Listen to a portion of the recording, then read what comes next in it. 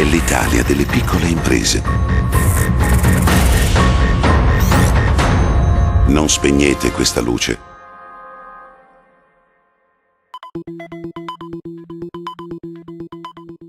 Al Centro Congressi di Confartigianato si è tenuto un incontro rivolto alle categorie economiche e agli amministratori di condominio sulla prevenzione dei reati contro il patrimonio, un'iniziativa della Questura di Vicenza.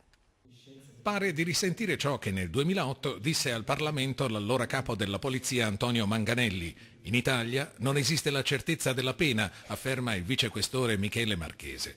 Si esprime in modo accorato, mostrando una grande passione per il proprio lavoro. Racconta dell'impegno e dello spirito di servizio che animano i suoi collaboratori, mai stanchi, mai domi, anche se è tremendamente difficile rincorrere in continuazione le stesse persone. Sì, quelle già arrestate magari con fatica solo qualche giorno prima. Un paradosso che è il prodotto di due fattori: i tempi lunghi di una giustizia ingolfata e norme garantiste a tutela di chi deve essere messo in condizione di difendersi e quindi giuste, osserva Marchese. Una lotta, quella di polizia e carabinieri, contro chi ne inventa una di nuova ogni giorno, contro veri specialisti del crimine, non solo scaltri, ma anche in possesso di conoscenze e abilità sorprendenti, come gli autori delle frodi informatiche che colpiscono ignari e talvolta imprudenti utenti di Internet.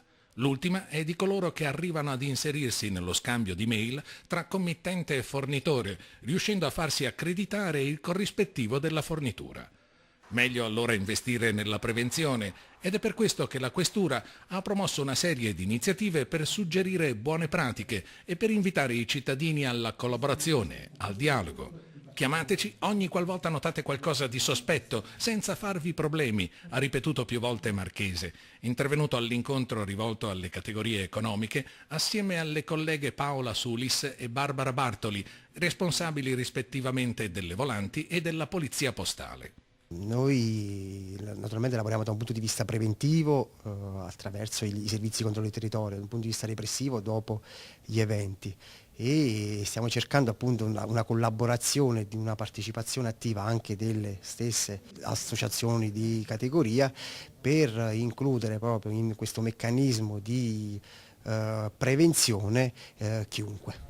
Sono diverse le iniziative promosse al riguardo. Più di 200 incontri con gli studenti sono stati finora svolti nelle scuole della provincia e all'appuntamento ospitato in Confartigianato sono stati invitati anche gli amministratori di condominio.